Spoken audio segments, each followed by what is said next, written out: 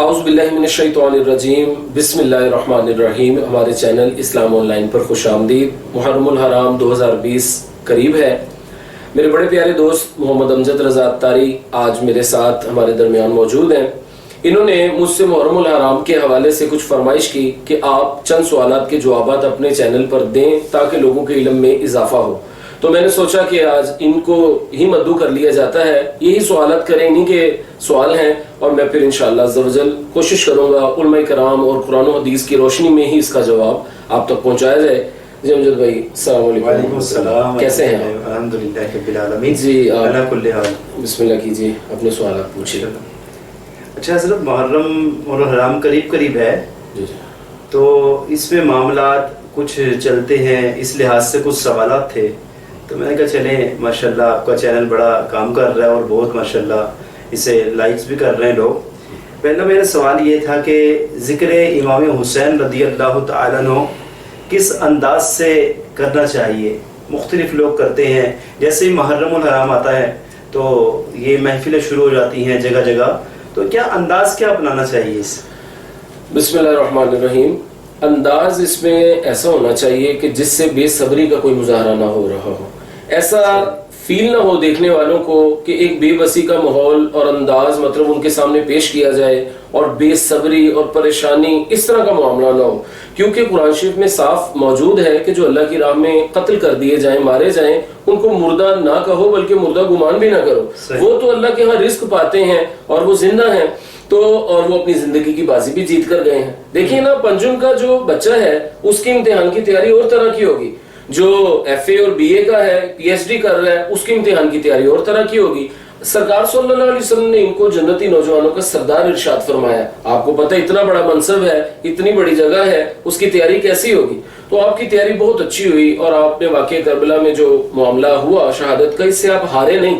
हारा तो यजीद, जिसका नाम यजीद के साथ पलीद लग गया, और जीते तो हजरत इमाम हुसैन के। अब क़यामत तक उनका नाम लोग लेते हैं तो रज़ियल्लाहु ताला अन्हु कहते हैं, कोई अलैहिस्सलाम कहता है, कोई उनका नाम सुनकर मोहब्बत से चूमता है और उनकी गुलामी में क़यामत में जन्नत में यानी रहने की दुआएं करता है। तो जिक्र बहरहाल ऐसे हो कि बाअदब अंदाज में हो, सुनने वालों को ये शौक और जज्बा मिले कि यार काश हम भी उनकी तरह शहादत पाकर दुनिया में सुरखरू हो जाए। सही सही। अच्छा, बाज लोग जो है मुहर्रम में ऐसे यानी सूरत अपनाते हैं, अलामत सोग यानी वाली सूरत अपना लेते हैं और जो है झाड़ू वगैरह नहीं देते। बाज खवातीन में भी मशहूर है कि चारपाई को उल्टा ना करके खड़ा किया जाए या फिर छुरी वगैरह ना चलाई जाए, नंगे पाँव रहना चाहिए और घर की सफाई वगैरह ना की जाए, कुछ घर बनाया ना जाए 10 मुहर्रम को, कि ये शोक का दिन है। इस दिन इमाम अली मकाम और तमाम रुफ़का जो थे उनके शहीद किए गए। तो ऐसी अलामतें अपनाने का शरई तौर पे शरीयत क्या हुक्म देती है? ऐसी अलामत अपनाना जायज़ नहीं है। उसकी वजह यह है कि अहले ईमान की कुरान पाक में अल्लाह ने शान ये बयान की है कि जब उन पर कोई मुसीबत आती है, जब कोई उनके साथ मामला दरपेश होता है, तो वो ये कहते हैं इन्ना लिल्लाहि व इन्ना इलैहि राजिऊन, कि हम अल्लाह का माल है, अल्लाह ही की तरफ चले जाना। और मैंने पहले भी अर्ज किया कि ये तो अपनी जिंदगी की बाजियां जीत के गए हैं, इनकी जिंदगियां तो हमारे लिए आइडियल है। हम तमन्नाएं और दुआएं करते हैं कि अल्लाह हमें भी इन जैसी शहादत की मौत अता फरमा, ऐसी मौत की जिसे मौत भी नहीं कहते, जिसे जिंदगी कहते हैं। अल्लाह अकबर। तो इसलिए ये अलामत सोग अपनाना जायज़ नहीं है, इससे उलमा कराम ने मना फरमाया। खुद नबी पाक सल्लल्लाहु अलैहि वसल्लम ने इरशाद फरमाया कि जो अल्लाह और उसके रसूल पर ईमान रखता है उसके लिए जायज़ नहीं है कि वो किसी भी फौतगी के बाद 3 दिन से ज्यादा सोग करे। हाँ, जो औरत है जिसका शोहर फौत हुआ है वो करेगी ज्यादा सोग, यानी कि वो उसकी मुद्दत ज्यादा है, 4 माह और कुछ 10 दिन, उसके अलावा कोई इसमें नहीं सोग मतलब अपना सकते। और फिर ये तो मैंने पहले अर्ज कर दिया कि जिंदा है, जिंदा हस्तियों को कैसा सोग, तो ये सब अलामत मना है, इनसे उलमा कराम ने मना फरमाया है। सही सही। अच्छा, जो ये होती हैं ऐसी मजलिसें जहाँ मातम वगैरह किया जाता है और नोहे वगैरह नोहा खानी की जाती है, तो ऐसी मजलिसों में हमारी आवाम शिरकत करती है, तो इसके बारे में क्या हुक्म है? इसके बारे में हुक्म ये है हमारे अमजद भाई कि ऐसी मजालिस में शिरकत करना मन है। उसकी वजह ये है, 2 वजह है उसकी। एक तो ये कि सरकार सल्लल्लाहु अलैहि वसल्लम ने फरमाया कि जब तुम कोई बुराई होती देखो तो या तो उसको अपने हाथ से रोको या फिर जुबान से मना करो। अगर जुबान से भी मना नहीं कर सकते तो फिर क्या करो कि अपने दिल में तो कम से कम बुरा जानो। اب آپ ایسی مجلس میں گئے ہیں جہاں ماتم ہو رہا ہے، ماتم حدیث پاک سے منع ہے، بے صبری منع ہے، نوحہ خوانی یا مطلب تبرہ بازی جس میں معاذ اللہ چند صحابہ وغیرہ کو برا بھلا کہا جائے، جانا وہاں پر بیٹھنا، ان کا ایسی محفل میں حاضر ہونا، یہ منع ہے۔ اچھا آپ برائی ہوتا دیکھ رہے ہیں، نہ آپ زبان سے منع کر سکتے ہیں وہاں، نہ آپ ہاتھ سے روک سکتے ہیں، اور بسوں کا اس طرح ہوتا ہے کہ سن کے دل میں بھی نہیں برا جانتے، پھر تو مجھے بتائیے پھر ایسی محفل میں کیسے جا سکتے ہیں؟ نہیں، بعض لوگوں کے بارے میں یہی بھی ہے نا کہ جیسے کہ غم کی کیفیت میں تو ان کی حالت چینج ہو جاتی تھی اور اپنے آپ کو پیٹنا مارنا، اس کے بارے میں کیا نبی پاک علیہ السلام نے منع فرمایا؟ جی بالکل منع فرمایا، حدیث پاک ہے، سرکار صلی اللہ علیہ وسلم نے فرمایا جو جاہلیت کا مطلب رونا روئے، اپنے منہ پر تماچے مارے، گریبان پھاڑے، ماتم کی سی صورت بنائے تو وہ ہم میں سے نہیں ہے، یہ حدیث شریف ہے۔ تو اس لیے ان چیزوں کی اجازت نہیں ہے، یہاں پر ہم نہیں جائیں گے اور یہاں پر جانا منع ہی ہے۔ اچھا دوسری اس کی وجہ میں آپ کو عرض کر دوں، دوسری وجہ یہ ہے کہ نبی پاک صلی اللہ علیہ وسلم نے یہ بھی ارشاد فرمایا کہ جو جس قوم کا مجمع بڑھائے گا وہ انہی میں شمار کیا جائے۔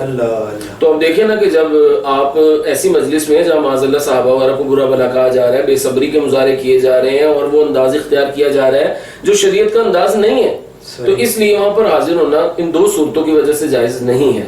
وہاں پر اگر جائیں گے تو انہی میں ہم شمار ہوں گے، اور دوسرا ہم برائی کو دیکھ کر روک نہیں سکیں گے، تو وہاں پر نہیں ٹھہرنا چاہیے۔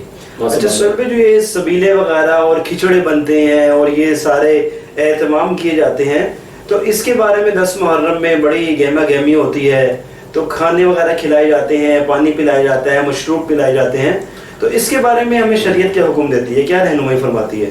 ہاں جی، اس کے بارے میں یہ ہے کہ یہ گناہ نہیں ہے۔ خیر اس کی وجہ یہ ہے کہ نبی پاک صلی اللہ علیہ وسلم کے کئی ارشادات ملتے ہیں جس میں کھانا کھلانے کے فضائل ہیں، پانی پلانے کے فضائل ہیں، حتیٰ کہ ایک حدیث شریف میں یہ بھی فرمایا کہ جب تیرے گناہ بڑھ جائیں تو پانی پر پانی پلا، اس طرح گناہ جھڑیں گے جیسے آندھی میں سوکھے ہوئے درخت کے پتے جھڑتے ہیں۔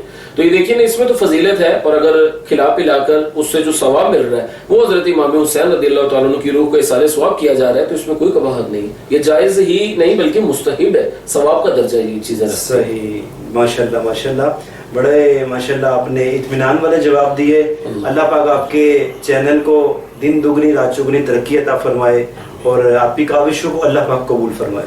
بہت شکریہ، آپ بھی تشریف لائے، اور میں دیکھنے والوں سے بھی کہوں گا کہ یہ معلوماتی جو ویڈیو ہے یہ آپ اپنے دوستوں کے ساتھ شیئر ضرور کیجیے۔ ہمارے کئی ایسے لوگ جنہیں مطلب جہالت کی وجہ سے کہہ لیجیے یا جان بوجھ کر کے احادیث نہیں ان کے ذہن میں ہوں گی یا علم میں نہیں ہوں گی، وہ بھی پہنچ جاتے ہیں، تو اس طرح وہ گناہ کا شکار ہوتے ہیں۔ ہمارا اسلام جو ہے وہ ہمیں صبر کا حکم دیتا ہے، شجاعت حضرت امام حسین نے دکھائی، کربلا میں آپ نے قربانی جو پیش کی، اس سے ہماری نئی نسل کو یہ پیغام نئے سال کے آغاز میں ملنا چاہیے کہ بے صبری نہیں، کوئی ظلم جفا نہیں، بلکہ یہ کہ یار اگر اللہ عز و جل کی راہ میں ہمیں اپنی جان بھی دینی پڑے تو ہم پیچھے نہیں ہٹیں گے۔ جیسے کہ شعر میں کسی نے کہا کہ آل نبی کا کام تھا، آل نبی ہی کر گئے، کوئی نہ لکھ سکا ادیب ایسی کتاب ریت پر۔ میں آخر میں اس کو گنگنا ہی دیتا ہوں، آل نبی کا کام تھا، آل نبی ہی کر گئے، آل نبی ہی کر گئے، کوئی نہ لکھ سکا ادیب ایسے کتاب ریت پر، گلشن فاطمہ کے تھے سارے گلاب ریت پر۔ اللہ تبارک و تعالیٰ سے آخر میں دعا کرتے ہیں، اللہ تبارک و تعالیٰ ہمیں بروز حشر حضرت امام حسین رضی اللہ تعالیٰ عنہ کا ساتھ نصیب فرمائے، اور ان کے جو دشمنان اہل بیت تھے ان پر اللہ تبارک و تعالیٰ دنیا میں بھی لعنت فرمائے، اور ہمیں بروز حشر ان کی غربت سے بچائے، اور ہمیں اپنے پیاروں کی صحبت میں جگہ عطا فرمائے۔ آمین بجاہ نبی الامین صلی اللہ تعالیٰ علیہ وسلم۔